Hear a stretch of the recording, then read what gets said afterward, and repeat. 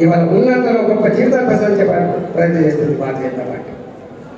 ఇవాళ ఈ రాష్ట్రంలో ఉద్యమాలు జరిగినాడు ట్యాగ్ లైన్ నీళ్లు నిధులు నియామకాలు, కానీ నియామకాలు లేవు.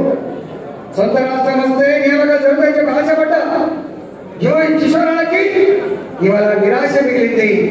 40 ఏళ్ళు 42 ఏళ్ళు అయినా కూడా పెళ్లిళ్ళు కాక, ఆ ముసలి తండ్రికి అన్నం పెట్టలేక, పెళ్లిళ్ళు కాలేక పరువు సాధిస్తున్న యువకుల శవాలు ఇవాళ నేను ఎక్కిరిస్తున్నాయి. ముఖ్యమంత్రి గారు నేను ఎక్కిరిస్తున్నాయి. మీరే కదా చెప్పింది చివరికి ఉద్యోగం వచ్చేంత వరకు 3016 రూపాయలు ఇస్తామని చెప్పి మేనిఫెస్టో రాసుకున్నావు. మేనిఫెస్టో చిత్త కాగితం కాదని, మేనిఫెస్టో ఒక భగవద్గీతతో సమానమని చెప్పినావు, ఒక బైబిల్తో సమానమని చెప్పినావు, ఒక ఖురాన్తో సమానమని చెప్పినావు. కానీ ఆ మేనిఫెస్టో ఇవాళ ఒక చిత్తు కాగితంగా భావిస్తున్న వ్యక్తి ముఖ్యమంత్రి గారు.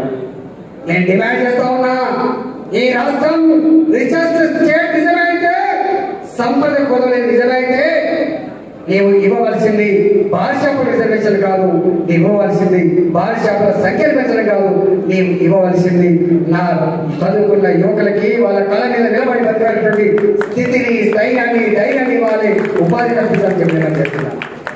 దానికోసం ఆలోచించి డబ్బులు పంచడం ఎవరైనా చేస్తారు, దాని గొప్ప తెలివి అవసరం లేదు.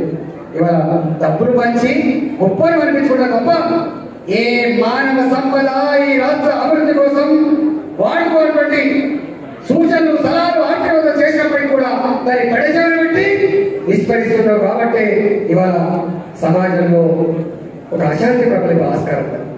నేను డిమాండ్ చేస్తా ఉన్నా, ఇవాళ నన్ను నాలాంటి వారిని గెలిపించారు. నా గురించి రామచంద్రరావు బాగా తెలుసు. ఉద్యమ సహచరంగా ఉన్నప్పుడు ఏం చేసినాము, బాధ్యతగా మంత్రులుగా ఉన్నప్పుడు ఏం చేసినాము.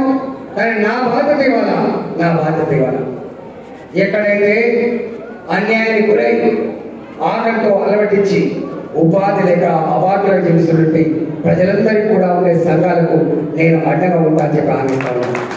ఎక్కడ టెంట్ వేస్తారో, ఎక్కడ పేదోడి గొంతుగా ఇవాళ ఆకర్షిస్తుందో ఆ గొంతుకట్టు పేదవాడి గొంతుకు గొంతుకైతే ఇంట్లో పెట్టుకోండి.